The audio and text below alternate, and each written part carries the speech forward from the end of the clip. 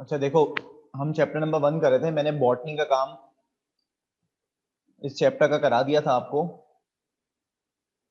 अब उसके बाद इस चैप्टर की ज़ूलॉजी है बेटे। इसमें पहला टॉपिक है osmoregulation in terrestrial animals.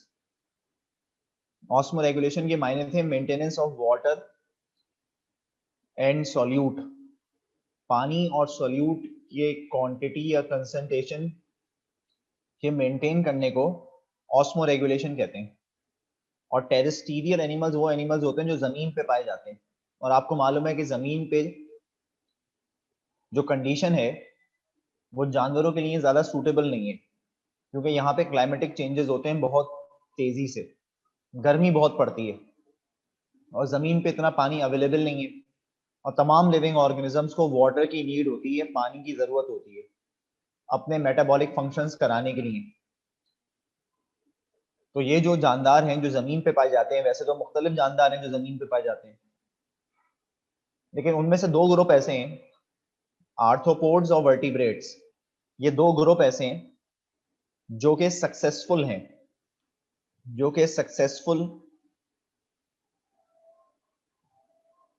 Animals हैं जिन्होंने अपने अंदर ऐसे चेंजेस या एडेप्टेशंस करी हैं जिसकी वजह से अब वो जमीन पे बेहतर तरीके से रह पा रहे हैं।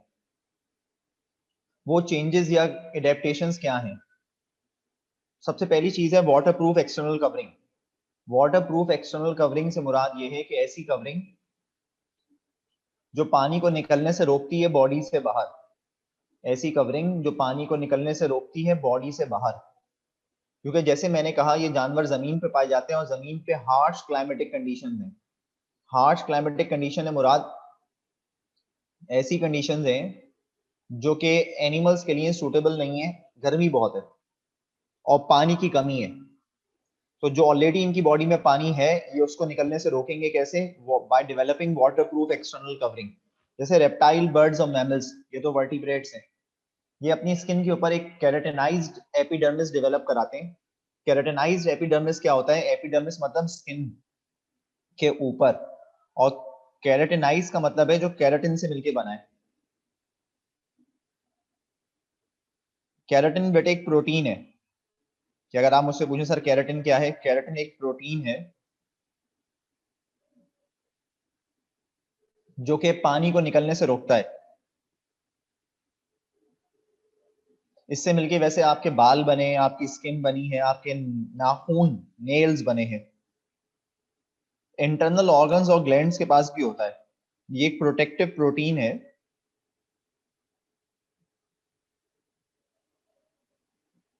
और फाइब्रस है। फाइब्रस है।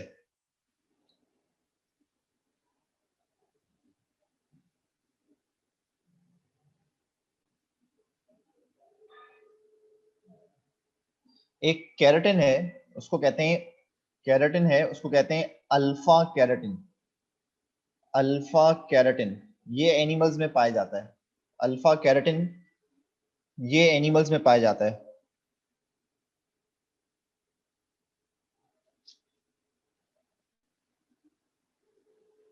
Alpha keratin. और मैंने कहा ये फाइब्रस है, यानी कि फाइबर, फाइबर से मिलके बना है। स्ट्रक्चर डेवलप कराता है, ये स्ट्रक्चरल प्रोटीन है। ये स्ट्रक्चरल प्रोटीन है जो पानी को निकलने से रोकता है बॉडी से बाहर। इसी तरह इंसेक्ट्स जो हैं उनमें क्यूटिकल होता है। क्यूटिकल इंसेक्ट्स के अंदर पानी को निकलने से रोकेगा बाहर बॉडी से, जो इंसेक्ट्स जमीन पे पाए जाते हैं। इसके अलावा दूसरा करेक्टरिस्टिक फीचर ये है कि एनिमल्स स्टोर करते हैं वेस्ट को अपने क्लोएका में, जिनके पास क्लोएका है, जैसे रेप्टाइल वगैरह है उनके पास क्लोएका है। और मैमल्स के पास तो रेक्टम होता है जो कि प्लासेंटल मैमल है। अच्छा, एग लेइंग मैमल जो होते हैं उनके पास भी क्लोएका होता है। एग लेइंग मैमल्स के पास भी क्लोएका होता है। वैसे तो रेप्टाइल के पास भी क्लोएका होता है। ये क्या करते हैं? ये नाइट्रोजनस वेस्ट को स्टोर करते हैं अपने क्लोएका में या रेक्टम में, टेम्पररी, वक्ती तौर पे। और जितनी देर तक इनकी बॉडी में नाइट्रोजनस वेस्ट जमा हुआ रहता है, ये अपने उस वेस्ट से वाटर की रीएब्जॉर्प्शन कराते रहते हैं, पानी को रीएब्जॉर्ब करके बॉडी को देते रहते हैं। क्योंकि ये जो वेस्ट है इसके साथ जो भी चीज शामिल होगी वो तो बॉडी से बाहर निकल जाएगी।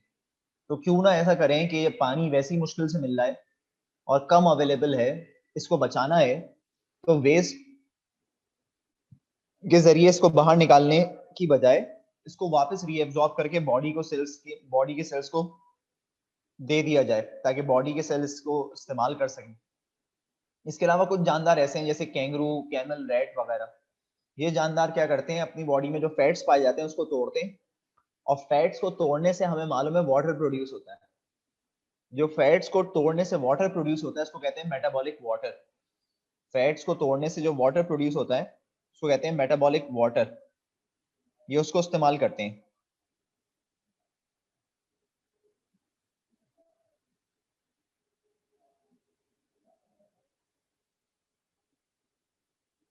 इसके अलावा जो हम हैं, जो मैमल्स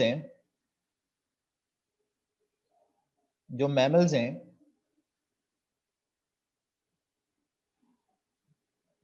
वो मैमल्स अपनी किडनी में स्टोर करके रखते हैं यूरिया को। मैमल्स अपनी किडनी में रिटेन करते हैं यूरिया को, मतलब यूरिया को स्टोर करते हैं। भाई हम यूरिया एक्सक्रीट करते हैं ना मैमल्स, तो ये यूरिया को स्टोर करते हैं किडनी में।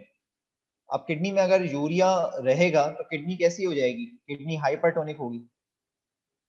जहां कहीं भी कंसंट्रेशन ऑफ सोल्यूट ज्यादा हो, उसका एनवायरनमेंट कैसा हो जाता है, हाइपरटोनिक हो जाता है। ये बात आपको मालूम है। और जितनी ज्यादा किडनी हाइपरटोनिक होगी उतनी ज्यादा वाटर की रीएब्जॉर्प्शन होगी, यानी कि किडनी में पानी जाएगा और वो पानी ब्लड के जरिए फिर बॉडी को मिलेगा। तो मैमल्स ये काम करते हैं कि किडनी को स्लाइटली हाइपरटोनिक रखते हैं हमेशा। उसकी वजह ये है, जैसे मैंने बता दिया, कि जैसे हाइपरटोनिक रहेगी किडनी तो ज्यादा से ज्यादा वाटर की रीएब्जॉर्प्शन हो पाएगी। तो ये वो कैरेक्टरिस्टिक फीचर थे जो कि टेरेस्ट्रियल एनिमल अपने अंदर करते हैं ताकि वो जमीन पे बेहतर तरीके से रह पाए।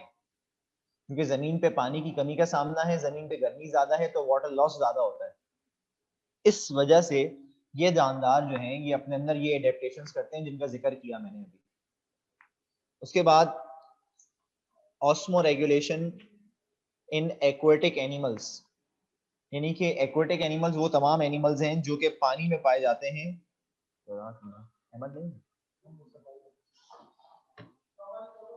एक्वेटिक एनिमल्स वो तमाम एनिमल्स हैं जो कि पानी में पाए जाते हैं। ये अपने अंदर ऑस्मो रेगुलेशन कैसे करेंगे? तो बेटे एक्वेटिक एनिमल्स दो तरह के हैं, एक है फ्रेश वाटर और एक है marine water. Fresh water animals वो हैं जो पीने वाले पानी में पाए जाते हैं, और मैरीन वाटर एनिमल्स वो हैं जो कि समंदरों में पाए जाते हैं जहां पे सॉल्ट का अमाउंट बहुत ज्यादा है। पहले फ्रेश वाटर ऑर्गेनिजम्स की बात करें तो मैंने फ्रेश वाटर ऑर्गेनिजम्स को दो हिस्सों में बांट लिया, एक यूनिसेलुलर और एक multi cellular organism. Unicellular organism के एग्जांपल हैं अमीबा, पैरामीशियम, मतलब प्रोटोक्टिस्टा जितने। और मल्टी सेलुलर एनिमल्स के अंदर फिशेज हैं, मछलियां हैं। यूनिसेलुलर एनिमल्स जो हैं ये फ्रेश वाटर में जो पाए जाते हैं, तो फ्रेश वाटर कैसा होता है, फ्रेश वाटर हाइपोटोनिक होता है। फ्रेश वाटर हाइपोटोनिक होता है।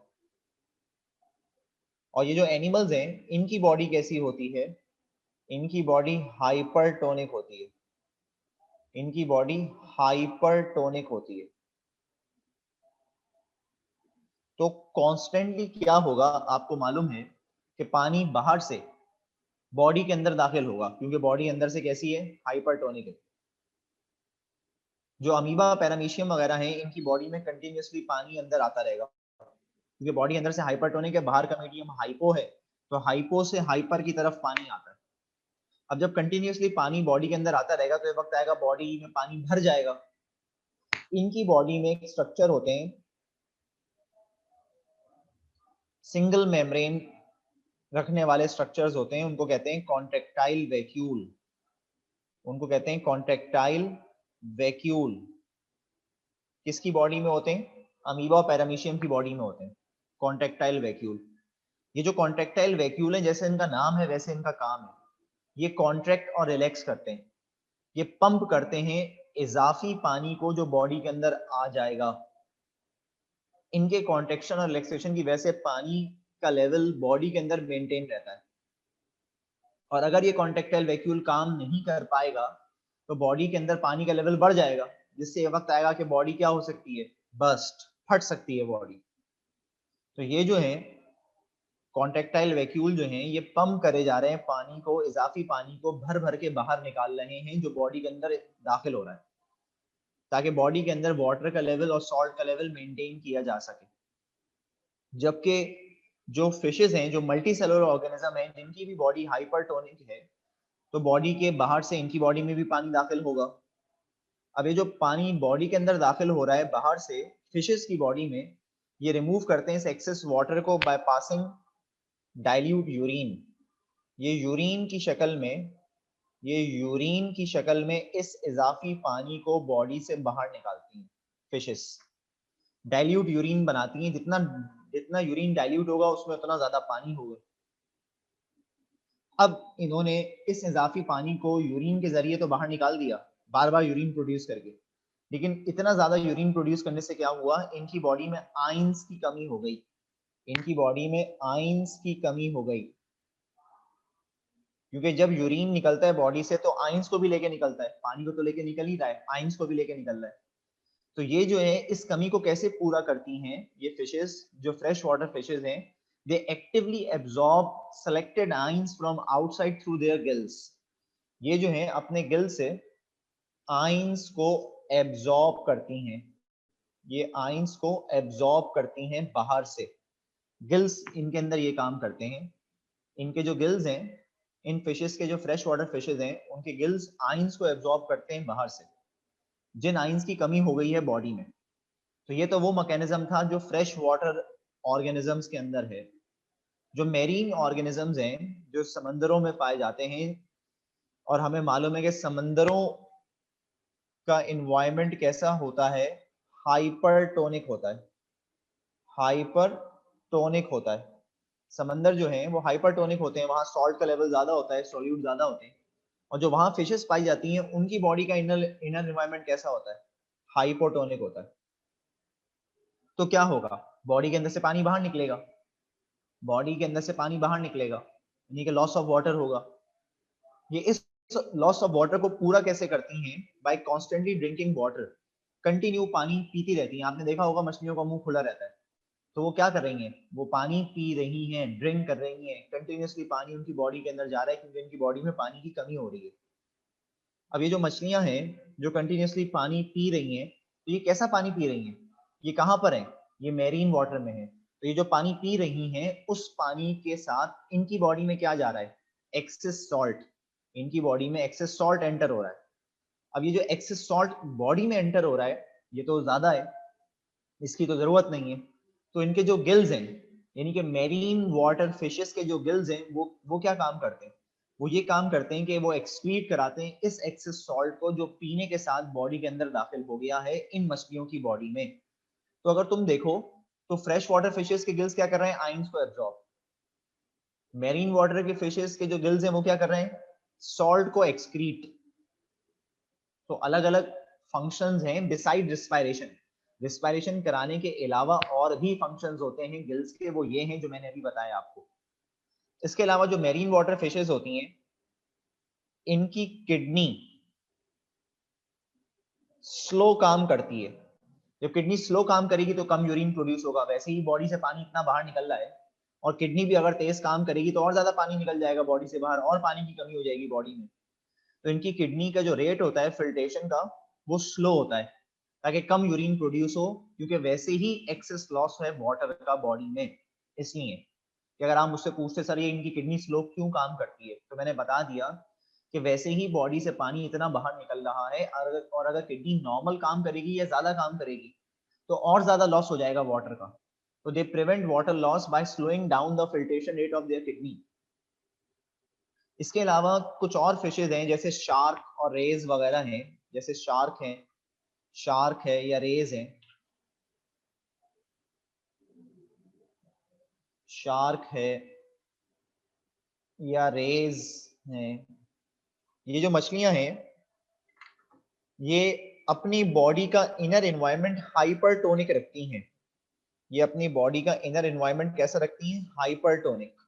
अच्छा, ये मछलियां भी कहाँ पाई जाती हैं, मैरीन वाटर में, लेकिन ये अपनी बॉडी का इनर एनवायरनमेंट कैसे रखती हैं, हाइपरटोनिक।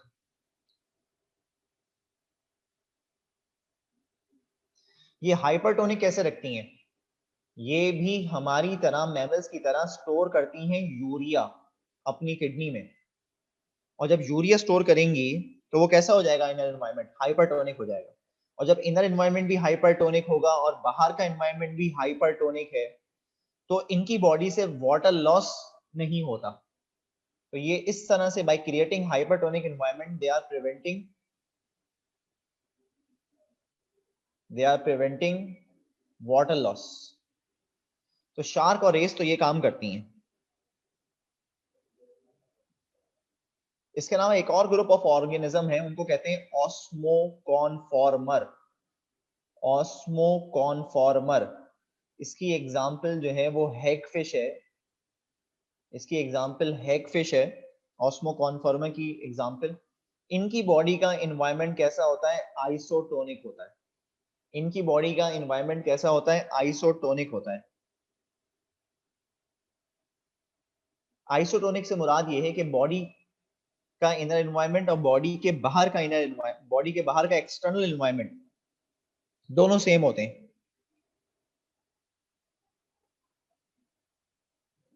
जब बॉडी के बाहर का एनवायरनमेंट और बॉडी के अंदर का एनवायरनमेंट सेम होगा तो क्या वाटर लॉस होगा, पानी अंदर से बाहर जाएगा, नहीं जाएगा।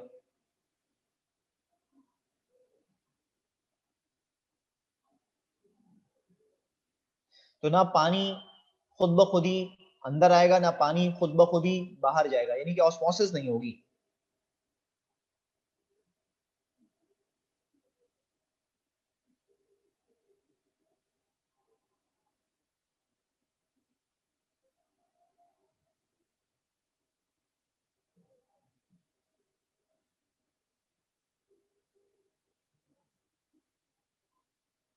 तो ऑस्मो कॉन्फॉर्मर ये होते हैं, जैसे हैगफिश है। इसके अलावा इसकी और भी एग्जाम्पल हैं। इसकी एग्जाम्पल कुछ इनवर्टिब्रेट्स भी हैं, जैसे इकिनोडर्म। इकिनोडर्म्स जो हैं वो भी ऑस्मो कॉन्फॉर्मर हैं। इसके अलावा मेरीन क्रैब्स भी ऑस्मो कॉन्फॉर्मर्स हैं। लॉबस्टर्स भी ऑस्मो कॉन्फॉर्मर हैं। जेलीफिश भी ऑस्मो कॉन्फॉर्मर है।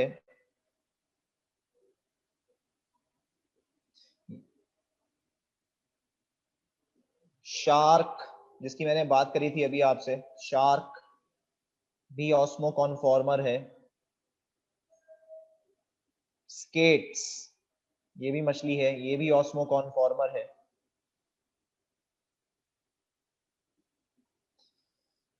तो मैंने कहा ऑस्मो कॉन्फॉर्मर वो तमाम ऑर्गेनिज्म होते हैं जिनकी बॉडी का इंटरनल एनवायरनमेंट और बॉडी के बाहर का एक्सटर्नल एनवायरनमेंट, दोनों एनवायरनमेंट सेम होते हैं। तो बॉडी के अंदर से बाहर पानी खुद ब खुद ही नहीं जा सकता, यानी कि ऑस्मोसिस के जरिए, और बॉडी के बाहर से भी पानी खुद ब खुद ही नहीं आ सकता, ऑस्मोसिस के जरिए।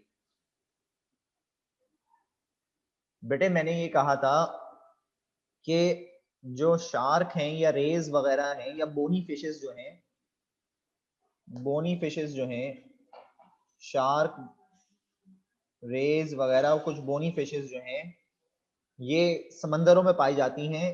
और समंदर जो होते हैं वो हाइपरटोनिक होते हैं। तो ये क्या करती हैं, ये अपना इंटरनल एनवायरनमेंट भी हाइपरटोनिक कर लेती हैं। कैसे कर लेती हैं, ये अपने इंटरनल एनवायरनमेंट में, यानी कि बॉडी के अंदर यूरिया को स्टोर करती हैं। जितना ज्यादा यूरिया होगा उतना ज्यादा बॉडी इंटरनली हाइपरटोनिक हो जाएगी। और जब बॉडी इंटरनली हाइपरटोनिक हो जाएगी और बाहर का एनवायरनमेंट भी हाइपरटोनिक होगा, तो पानी अंदर से निकलना बंद हो जाएगा। ये बात बोली थी मैंने।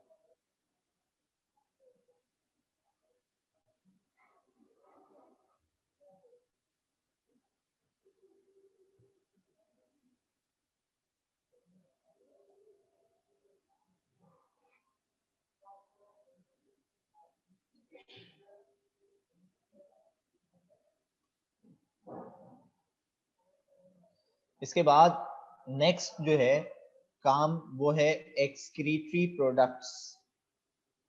एक्सक्रीटरी प्रोडक्ट्स,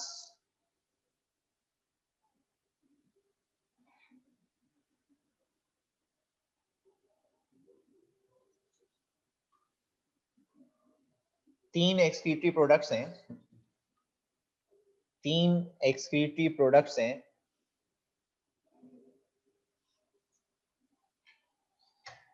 एक है अमोनिया,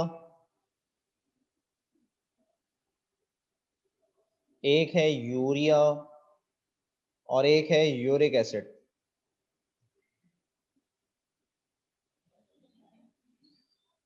अमोनिया का फार्मूला आपको मालूम है NH3। यूरिया का ये फार्मूला है। यूरिक एसिड का ये फार्मूला है, chemical formula.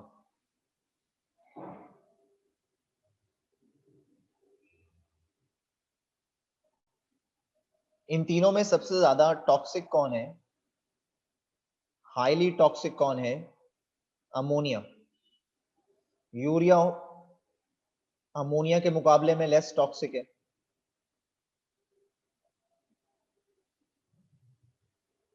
Uric acid urea के मुकाबले में बहुत ही कम टॉक्सिक है।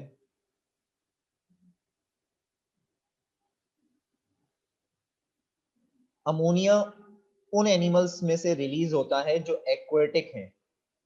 एक्वेटिक ऑर्गेनिज्म जितने हैं उनकी बॉडी से अमोनिया रिलीज होता है।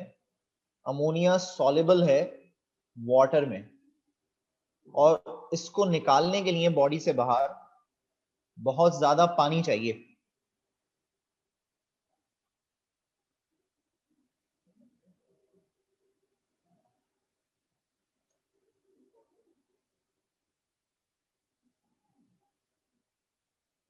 तो ये जो एक्वेटिक ऑर्गेनिज्म है इनको तो पानी बहुत ज्यादा अवेलेबल है, तो इनको ऐसा कोई प्रॉब्लम का सामना नहीं होता।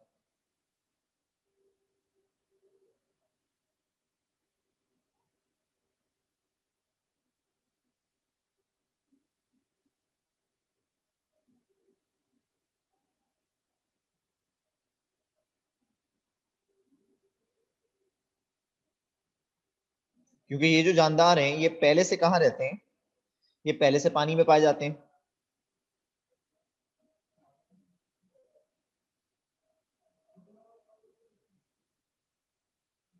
तकरीबन 0.5 लीटर वाटर रिक्वायर्ड होता है 1 ग्राम ऑफ अमोनिया को बॉडी से बाहर निकालने के लिए।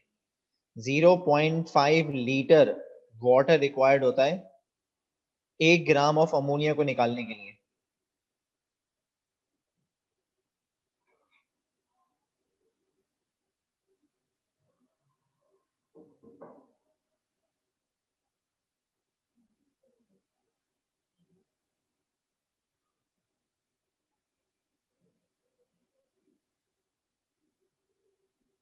इसी तरह यूरिया की बात करें तो 0.05 लीटर ऑफ वाटर रिक्वायर्ड होता है 1 ग्राम ऑफ यूरिया को निकालने के लिए।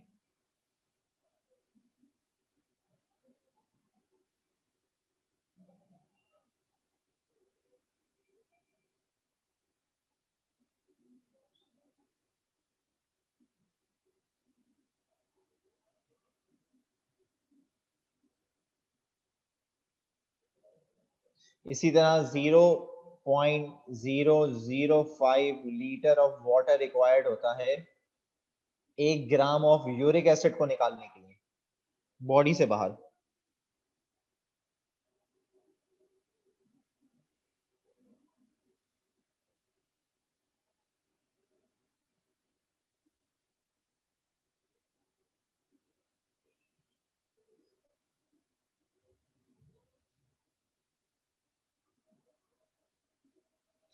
अमोनिया का एक और नाम है, इसको एजेन कहते हैं। अमोनिया का एक और नाम है, इसको एजेन कहते हैं, AZANE, एजेन।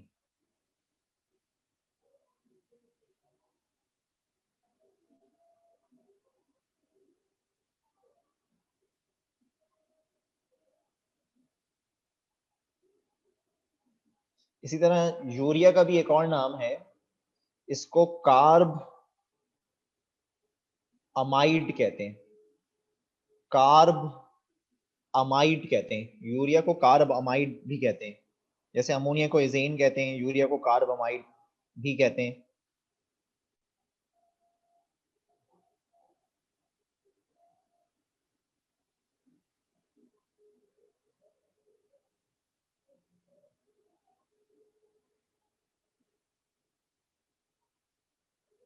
और जो यूरिक एसिड है इसका काफी बड़ा सा नाम है 2,6,8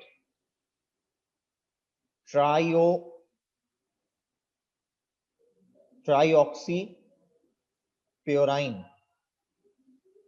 ट्राईऑक्सी प्योराइन 268 ट्राईऑक्सी प्योराइन भी कहते हैं। तो इनके दूसरे दूसरे नाम है जो मैंने लिखे हैं यहाँ पे। अमोनिया किस में से निकल रहा है? फिशेज में से। अमोनिया किस में से निकलता है बॉडी से बाहर? फिशेज में से। फिशेज एक्सक्रीट करती हैं अमोनिया को। जबकि यूरिया जो है ये किन में से बाहर निकल रहा है? यूरिया जो है ये किन में से बाहर निकल रहा है? मैमल्स में से, जिसमें हम भी आ गए, इंसान भी आ गए, एलिफेंट भी आ गए। और यूरिक एसिड किस में से बाहर निकलता है? यूरिक एसिड जो है ये इंसेक्ट्स इसको बाहर निकाल रहे हैं, बर्ड्स इसको बाहर निकाल रही हैं, गैस्ट्रोपोड्स इसको बाहर निकालते हैं यूरिक एसिड को एज अ वेस्ट।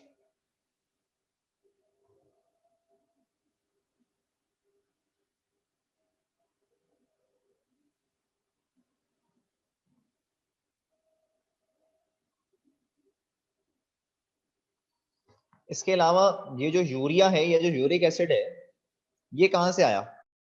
यूरिया जो है वो आता है अमोनिया से ही। और अमोनिया कहां से आता है? प्रोटीन से। जो हम प्रोटीन या जानवर जो प्रोटीन खाते हैं वहां से। तो जो जानदार हैं जैसे मैमल्स हैं, ये यूरिया को बाहर निकालेंगे। तो यूरिया को बाहर निकालेंगे तो यूरिया कहां से आएगा? यूरिया तो अमोनिया से आएगा, यानी कि इनकी बॉडी में अमोनिया होगा। ये अमोनिया को कन्वर्ट कराएंगे यूरिया में। ये कन्वर्ट कराते हैं, ये कन्वर्ट कराते हैं अमोनिया को इनटू यूरिया। आपको अगर याद हो, हम पढ़ेंगे भी इस चैप्टर में, एक साइकिल थी ऑर्निथाइन साइकिल। वो ये साइकिल ये काम करती थी, ऑर्निथाइन साइकिल। ऑर्निथाइन साइकिल ये काम करती थी कि वो यूरिया बनाती थी। ऑर्निथाइन साइकिल ये काम करती थी, लीवर में ये काम होता था।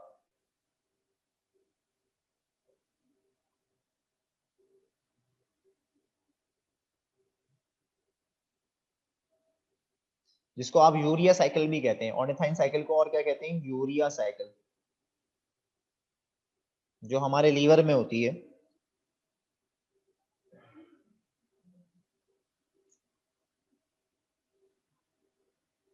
दो साइंटिस्ट थे, उन्होंने ये डिस्कवर करी थी। हाँ बेटे Simra, because ammonia need excess water to excrete, that's why these mammals convert ammonia into urea to prevent the water loss.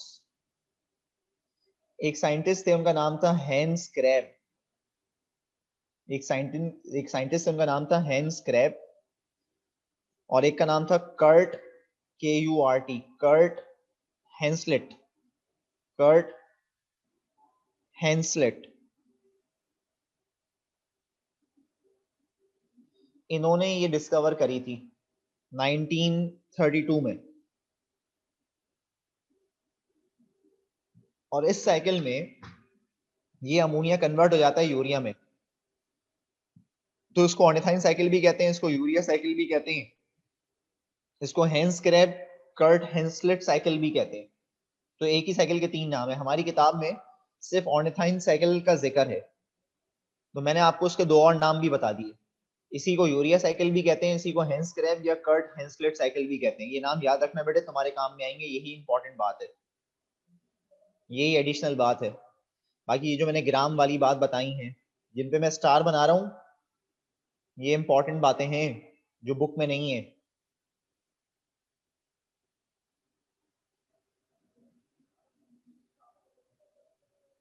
तो जब ये काम करेंगे, अमोनिया को कन्वर्ट कराएंगे यूरिया में, तो क्या ये काम फ्री में हो जाएगा?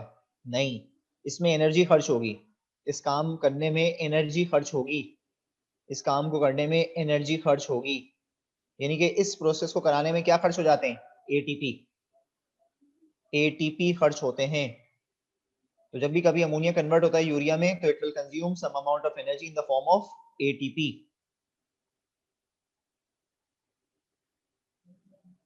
इसके अलावा क्या खाली मैमल्स ही यूरिया प्रोड्यूस करते हैं, नहीं, एम्फीबियंस भी करते हैं।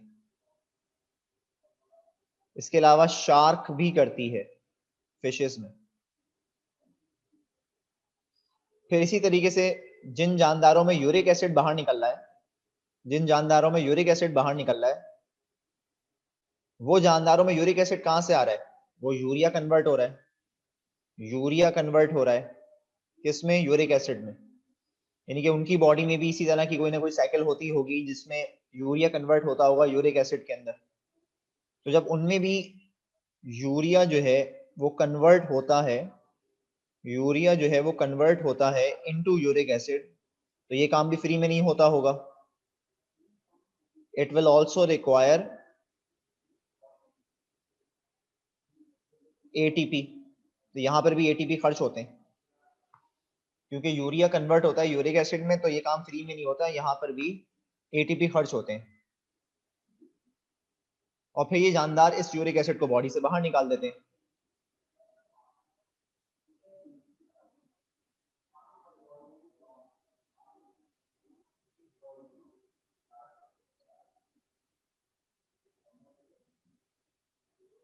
तो बेटे ये 3 वेस्ट प्रोडक्ट्स हैं जिनके बारे में हमारे पास है लिखा हुआ किताब में।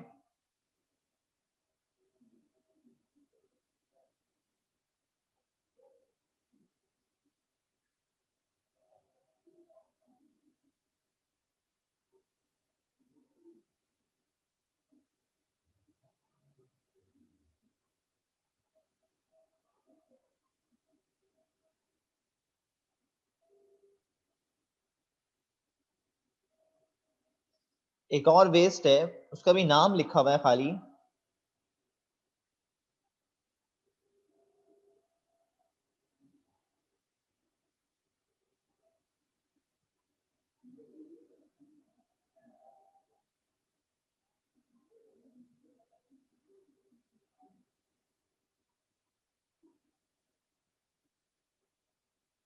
उसका नाम मैं लिख देता हूं,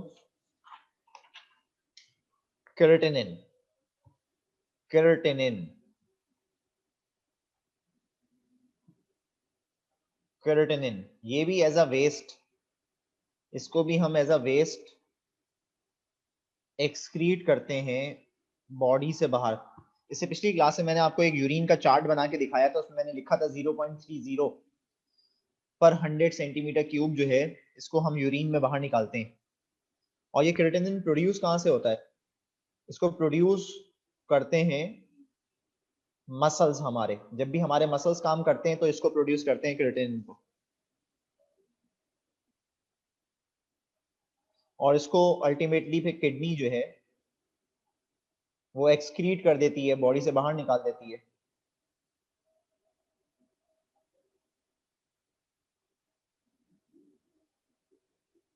इसका फार्मूला क्या है केराटिनिन का, इसका फार्मूला है C4H7N3O।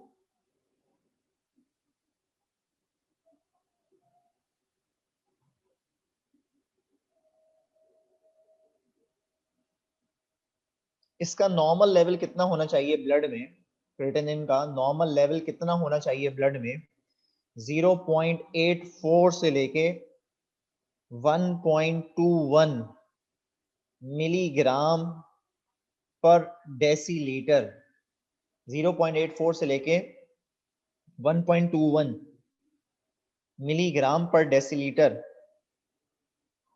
इतना नॉर्मल लेवल है ब्लड में, ये नॉर्मल लेवल है, ये नॉर्मल लेवल है ब्लड में, इतना होना चाहिए। अगर इससे ज्यादा है इसका मतलब है किडनी सही काम नहीं कर रही।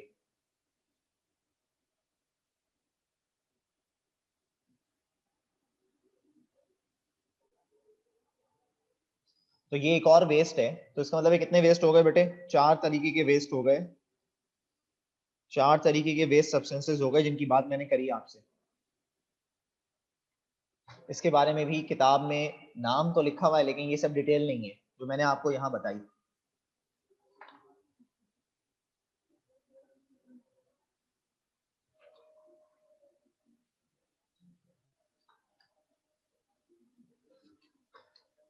बेटे यहाँ तक कोई सवाल है या आगे चलें?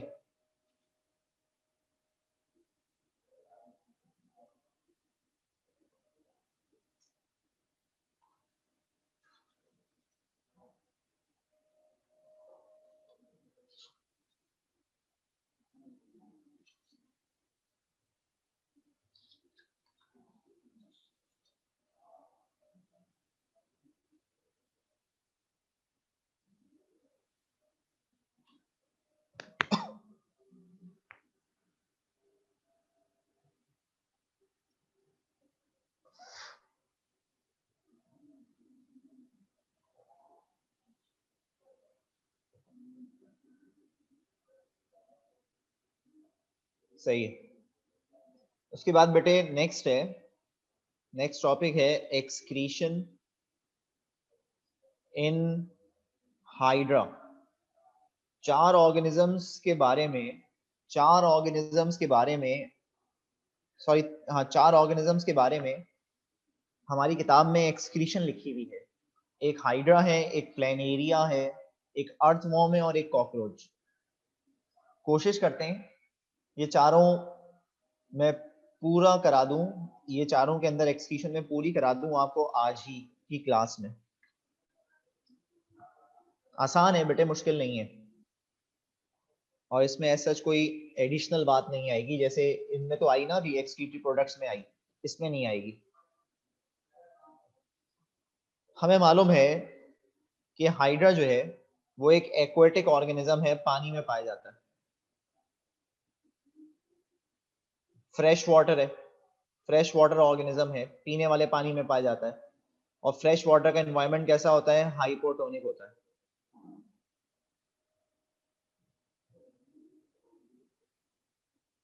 अच्छा, हाइड्रा जो है ये एक डिप्लोब्लास्टिक ऑर्गेनिज्म है। डिप्लोब्लास्टिक का मतलब इसमें दो लेयर्स हैं, एक बाहर वाली लेयर है एक्टोडर्म और एक इनर लेयर है, इसका नाम है एंडोडर्म। इन दोनों के बीच में एक जेली लाइक सब्सटेंस भरा हुआ होता है, इसको कहते हैं मीजोग्लिया। और ये जो है हाइड्रा जो है जो वेस्ट को एक्सक्रीट करता है, वो कौन सा वेस्ट एक्सक्रीट करता है? ये वाटर लिविंग ऑर्गेनिज्म है, तो ये कौन सा वेस्ट एक्सक्रीट करेगा? अमोनिया, क्योंकि इसको पानी की कमी का सामना तो है नहीं, पानी में ही पाया जाता है, पानी में ही पाया जाता है। तो फर्ज करो ये इसकी बॉडी है, हाइड्रा की ये बॉडी है,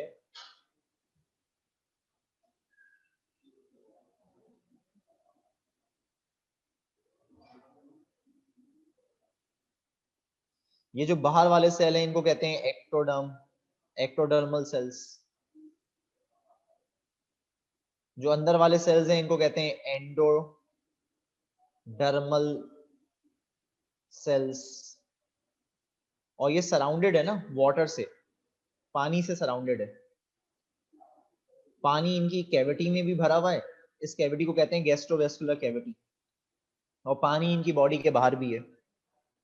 तो इनमें जो रिमूवल होता है वेस्ट का, इनमें जो रिमूवल होता है वेस्ट का, इनमें जो रिमूवल होता है वेस्ट का वो बाय डिफ्यूजन होता है। डिफ्यूजन के जरिए वेस्ट रिमूव होता है, यानी कि कोई सच एक्सक्रीटरी ऑर्गन या एक्सक्रीटरी स्ट्रक्चर नहीं है। They do not contain they do not contain they do not contain any specialized excretory structure। इनकी बॉडी में कोई स्पेशलाइज्ड एक्सक्रीटरी स्ट्रक्चर नहीं है। तो बाय मींस ऑफ डिफ्यूजन जो बाहर वाली लेयर है वो अपना वेस्ट डायरेक्टली बाहर डिफ्यूज आउट करती है पानी में, और जो अंदर वाली लेयर है वो अपना वेस्ट डिफ्यूज आउट करती है उस पानी में जो इनकी कैविटी के अंदर भरा हुआ है। तो by means of diffusion waste body से बाहर निकल रहा है, कोई स्पेशलाइज्ड सेल वगैरह इनके पास या स्ट्रक्चर वगैरह है नहीं। क्योंकि इनके पास टिश्यूज तो होते हैं लेकिन ऑर्गन्स नहीं होते ना। तो हाइड्रा में तो इस तरह से एक्सक्रीशन हो रही है बाय मींस ऑफ डिफ्यूजन, और जो वेस्ट बाहर निकाल रहे हैं वो क्या निकाल रहे हैं, अमोनिया। और इनमें बाय मींस ऑफ डिफ्यूजन इसलिए हो रही है क्योंकि इनके पास कोई स्पेशलाइज्ड स्ट्रक्चर ही नहीं है।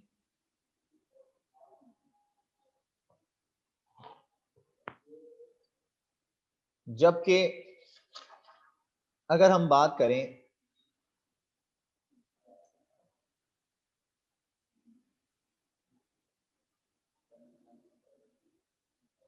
एक्सक्रीशन की इन प्लेनेरिया, प्लेनेरिया में एक्सक्रीशन की बात करें तो प्लेनेरिया एक फ्री लिविंग वॉर्म है। फ्री लिविंग का मतलब ये किसी पे डिपेंडेंट नहीं है, पैरासाइटिक नहीं है, और इसके पास ट्यूब शेप का ट्यूब्यूलर एक्सक्रीटरी सिस्टम होता है। इसके पास ट्यूब शेप का एक्सक्रीटरी सिस्टम होता है। ये जो ट्यूब शेप का एक्सक्रीटरी सिस्टम है, इसमें दो लॉन्गिट्यूडनल, लॉन्गिट्यूडनल मतलब लंबी लंबी, वर्टिकली दो लॉन्गिट्यूडनल ट्यूब्स होती हैं जो कि रन कर रही होती हैं on two sides of the body, body की दोनों साइड्स पर।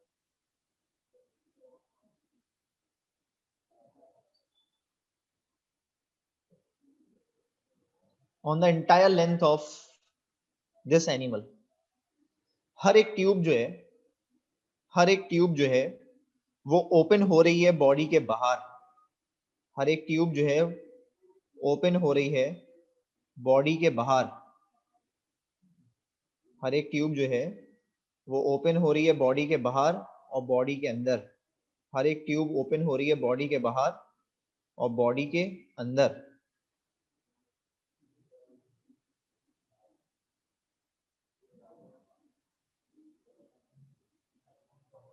जो बॉडी के बाहर ओपन हो रही है, जो बॉडी के बाहर ओपन हो रही है,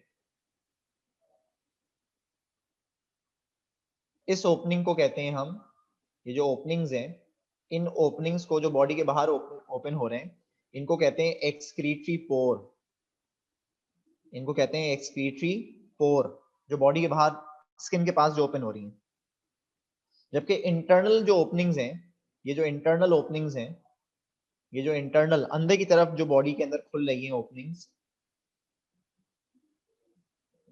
इन ओपनिंग्स को या इन सेल्स को हम कहते हैं फ्लेम सेल्स, या इनका एक और नाम है बायोलॉजी में, इनको कहते हैं प्रोटोनेफ्रीडिया।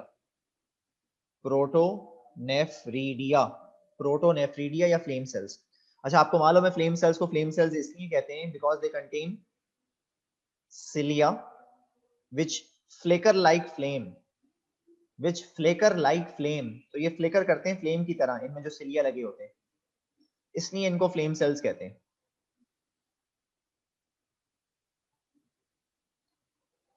बॉडी के अंदर पानी के साथ अमोनिया है।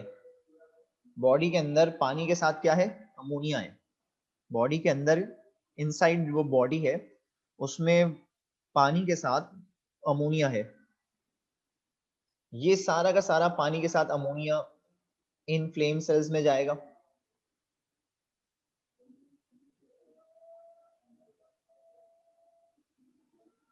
वो फ्लेम सेल इसको ले आके देंगे इस एक्सक्रीटरी कैनाल को। ये जो है ये एक्सक्रीटरी कैनाल है जिसकी दो ओपनिंग्स मैंने बताई थी।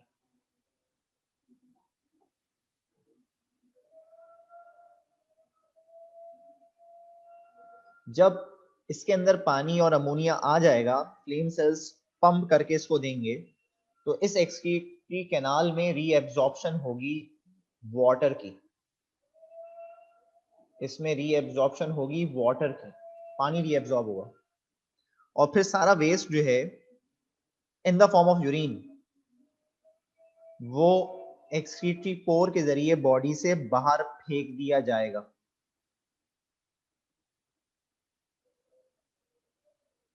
तो हुआ क्या, मैंने कहा इनकी बॉडी में ट्यूबुलर सिस्टम है जिसके दो ओपनिंग्स हैं, एक बॉडी के बाहर खुलती है एक्सक्रीटरी, एक बॉडी के अंदर खुलती है फ्लेम सेल या प्रोटोनेफ्रिडिया। फ्लेम सेल्स के अंदर सिलिया हैं जो एब्जॉर्ब करते हैं बॉडी के अंदर से पानी और उसके साथ जो मिक्स हुआ हुआ है अमोनिया, उसको ये एब्जॉर्ब करके देते हैं कैनाल को, जो दो हैं बॉडी के दोनों साइड्स पे चल रही है एक्सक्रीटरी कैनाल को। एक्सक्रीटरी कैनाल में रीएब्जॉर्प्शन ऑफ वाटर होती है, पानी रीएब्जॉर्ब किया जाता है, वापस बॉडी को भेजा जाता है, और जो अमोनिया बच जाता है, इसका मतलब है ये भी अमोनिया को एक्सक्रीट कर रहे हैं। तो जो अमोनिया बच जाता है वो एक्सक्रीटरी पोर के जरिए इन द फॉर्म ऑफ यूरिन, थोड़ा बहुत पानी होता है उसमें शामिल, ऐसा नहीं है कि सारा का सारा 100% पानी रीएब्जॉर्ब हो जाता होगा, थोड़ा बहुत पानी उसमें होता है, तो इन द फॉर्म ऑफ यूरिन इसको फिर ये बाहर निकाल देते हैं।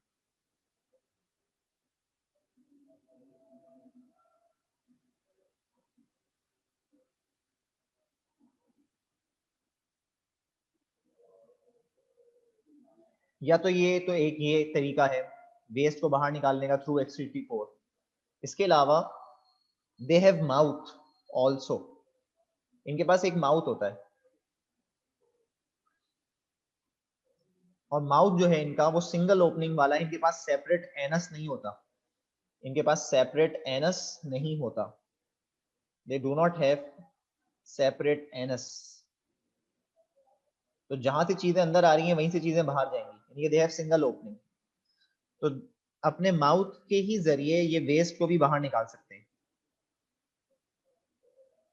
तो माउथ के जरिए जहां से खाना अंदर आया था वहीं से वेस्ट या तो बाहर जाएगा, या बॉडी की जो लाइनिंग है थ्रू एक्सक्रीटरी पोर यहां से वेस्ट बाहर जाएगा।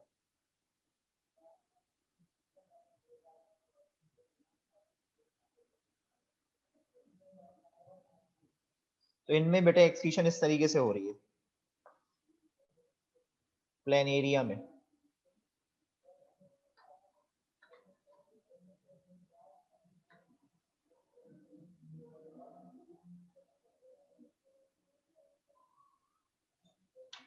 इसके बाद है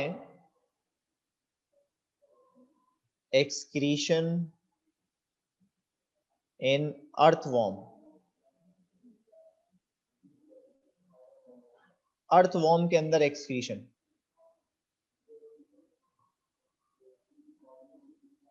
अर्थवॉर्म ऐसा ऑर्गेनिज्म है जिसके पास कंबाइन सिस्टम है एक्सक्रीशन करने के लिए और ऑस्मो रेगुलेशन कराने के लिए। अर्थवॉर्म ऐसा ऑर्गेनिज्म है जिसके पास एक कंबाइंड सिस्टम है जिसके जरिए एक्सक्रीशन भी होती है, यानी कि वेस्ट भी बाहर निकलता है, और वो ऑस्मो रेगुलेशन भी कराता है, यानी कि मेंटेनेंस भी कराता है वाटर और सॉल्यूट की। इस कंबाइंड सिस्टम को जो अर्थवॉर्म के पास है क्या कहते हैं, इसको कहते हैं मेटानेफ्रीडिया, इसको कहते हैं मेटानेफ्रीडिया। ये जो फ्लैट वॉर्म है या प्लेनेरिया है इसको क्या कहते थे हम, प्रोटोनेफ्रीडिया। अर्थवॉर्म में जो है उसको क्या कह रहे हैं, मेटानेफ्रीडिया। और ये जो मेटानेफ्रीडिया है ये हर सेगमेंट में है।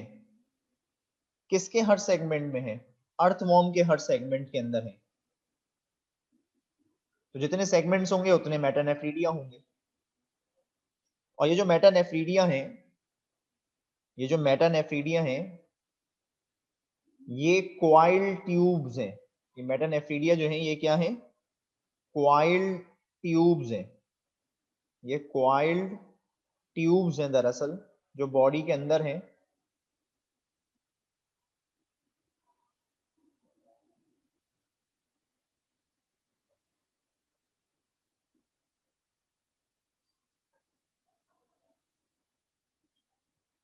इसकी भी दो ओपनिंग है, इस ट्यूब की भी दो ओपनिंग है, इस ट्यूब की भी दो ओपनिंग है। जो बॉडी के अंदर मेटानेफ्रीडिया है ये पूरी क्वाइल ट्यूब को कहते हैं मेटानेफ्रीडिया, इसकी भी दो ओपनिंग है।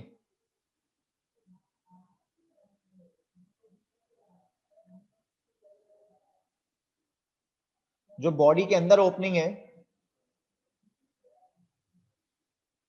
जो बॉडी के अंदर ओपनिंग है, इनसाइड जो बॉडी के ओपनिंग है उसको कहते हैं नेफ्रोस्टोम। नेफ्रोस्टोम जो बॉडी के अंदर ओपनिंग है, इनसाइड ओपनिंग जो है उसको कहते हैं नेफ्रोस्टोम। और जो बॉडी के बाहर की तरफ स्किन के पास, जैसे ये स्किन है, स्किन के पास जो खुल रही है, जो बॉडी के बाहर खुल रही है, इस ओपनिंग को कहते हैं नेफ्रीडियोपोर। नेफ्रीडियोपोर। तो दो ओपनिंग्स हैं, they have two separate openings inside the body in each segment, हर एक सेगमेंट में। बॉडी के अंदर जो ओपनिंग है उसका नाम है नेफ्रोस्टोम, बॉडी के बाहर की तरफ जो ओपनिंग खुल रही है उसका नाम है nephridiopore. And before opening they have a bladder like structure also।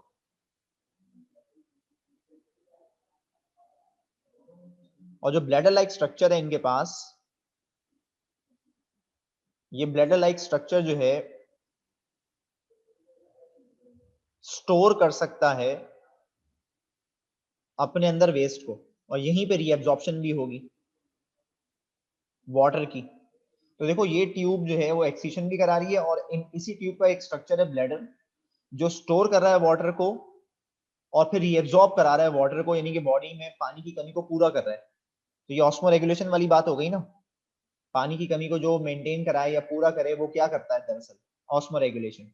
और इसी के थ्रू ये वेस्ट बाहर निकल रहा है, वेस्ट के बाहर निकलने को क्या कहते हैं, एक्सक्रीशन। तो दोनों काम हो रहे हैं ना इसी ट्यूब के जरिए, सेम ट्यूब के जरिए दोनों काम हो रहे हैं, यानी कि एक्सक्रीशन ऑफ वेस्ट भी हो रही है और ब्लैडर जो है स्टोर करता है वेस्ट को, और यहाँ से वाटर की रीअब्जॉर्प्शन होती है बॉडी में, यानी कि अगर बॉडी में पानी की कमी हो जाए तो उस कमी को भी पूरा कर रहा है ये, यानी कि मेंटेन करा रहा है वाटर का लेवल और सॉल्ट का लेवल बॉडी के अंदर।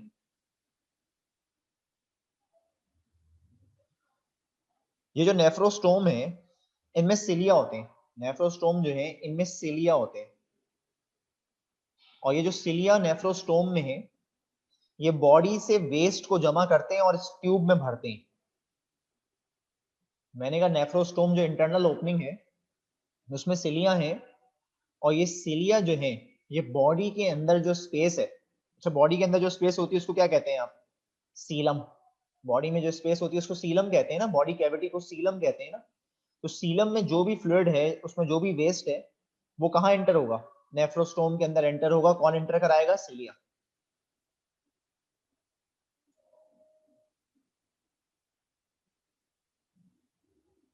और फिर इसके अंदर सेलेक्टिव रीएब्जॉर्प्शन होगी यूजफुल सब्सटेंसेस की, और आखिर में फाइनली ये वेस्ट जितना भी है ये बॉडी से बाहर निकल जाएगा थ्रू नेफ्रीडियोपोर। ये है एक्सीशन इन अर्थवॉर्म।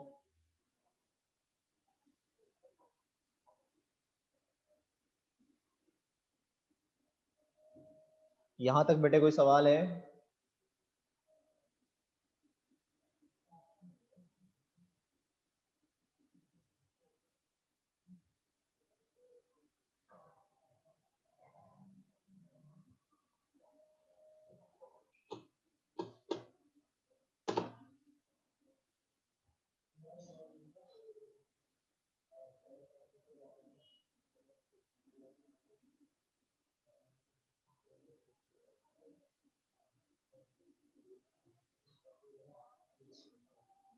अच्छा बेटे तुम लोगों का ना मैंने बताया था उन लोगों को, तो जो सुबह वाला ग्रुप है A2 वाला जो ग्रुप है, तुम लोगों में से कुछ A3 वाले बच्चे भी हैं।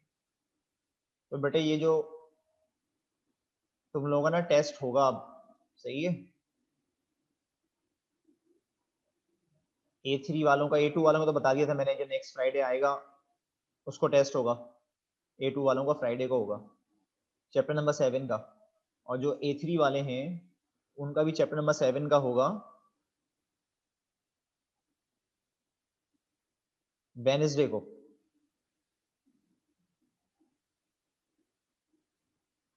A3 वालों का जो रात वाला ग्रुप है उनका वेनेसडे को टेस्ट है चैप्टर नंबर 7 का,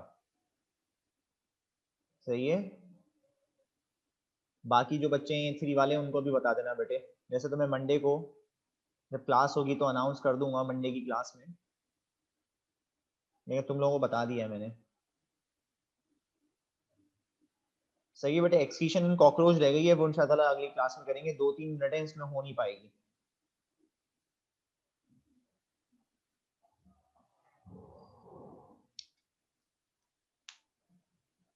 कोई सवाल है बेटे तो पूछ लो।